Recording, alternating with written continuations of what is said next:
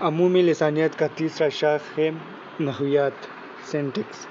نحویات میں جملوں کے عناصر، ترکیبی کا آپس میں تعلق، جملوں کی ساخت کا مطالعہ کیا جاتا ہے اور جملے بنانے کے اصول و قواعد پر بات کی جاتی ہے۔ اس میں لفظ اور جملے کے باہمی تعلق کو دیکھا جاتا ہے، فاعل، فعل اور مفعول پر بات کی جاتی ہے۔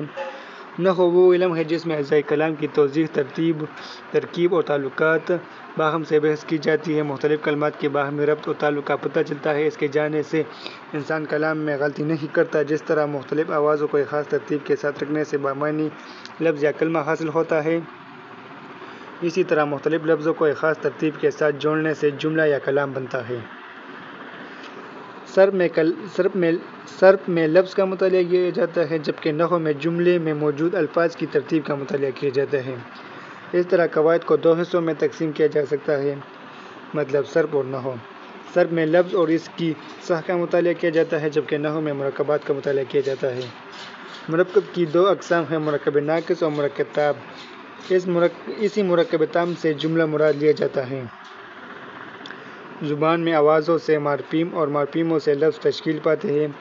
بالکل اسی طرح لفظوں سے فقرے اور فقروں سے کلمے اور جملے بنتے ہیں۔ یہ آواز سے لے کر جملے تک ایک خاص ترتیب کار فرما ہوتی ہے۔ ہر زبان اپنے مزاج اور کردار کے مطابق ان ترتیبوں کی اجازت دیتی ہے۔ جب یہ ترتیب اپنی خصوصیت کے اعتبار سے موضوع بحث ہوتی ہے تو نحویات کے مطالعے کا موضوع بن جاتی ہے۔ دراصل لفظوں کی فقروں میں اور فقروں کی کلے اور جملے میں ترتیب، ان کی باہم مطابقت اور مجموعی طور پر جملے کی ترکیب یا تعمیری ساخت نحویات کے اصل موضوعات ہیں جو ایک زبان سے دوسری زبان میں بدلتے رہتے ہیں۔ جملے میں خواہ کوئی بھی ترتیب ہو، باہم مطابقت کی نوعیت کیسی بھی ہو اور کسی طرح کی توثیق ہو، جملہ یا اس کی تعمیری ساخت یا ترکیب اس وقت تک مکمل نہیں ہوگی جب تک وہ کسی خیال کو پوری طرح پیش نہ کرے۔ مثلاً احمد جاتا ہے ایک مکمل جملہ ہے جس میں خبر کے طور پر ایک خیال پیش کیا گیا ہے۔